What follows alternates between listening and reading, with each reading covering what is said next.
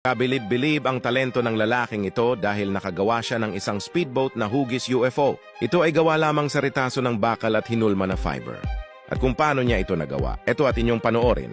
Una ay gumuhit ng plano sa lapag gamit ang uling at patpat.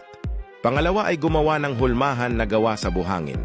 Kumuha siya ng isang tambak ng buhangin at hinulma na hugis UFO base sa planong iginuhit niya kanina. Pagkatapos ay binuhusan ng semento ang buhangin upang maging permanente itong matigas. Pagkatapos ay lihahin upang maging ganap na makinis. Pahira ng pintura at latagan ng fiber. Patigasin at lagyan ng bakal sa ibabaw upang maging matagumpay na hulmahan ng kanilang proyekto. Dito ay nagsimula ng gawin ang pang-ibabaw ng UFO gamit ang ginawang hulmahan at sumunod naman ang pang-ilalim nang sa ganon ay balance at perpekto ang sukat ng UFO na ito. Dito ay sisimulan niya ng i-assemble ang mga nagawa niyang bahagi. Nilagyan ng pang-ilalim na lansya ang UFO.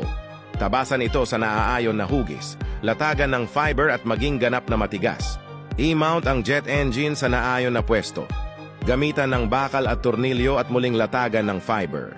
Sa wakas, ikinabit na ang ibabaw na bahagi. Sinimulan nating i-install ang mga panloob na mekanismo, manibela at upuan, mga wiring at electronics na kakailanganin upang mapagana ang UFO.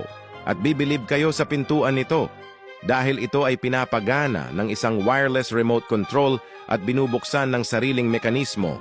Napakaganda ng proyektong ito, hindi lang sa panlabas at maging sa panloob. Na tila ba totoong UFO? Kaya naman di ako magtataka na agad itong nag-viral sa iba't ibang platform ng social media. Napaka-brilliant idea at kahit sino ay mamamangha.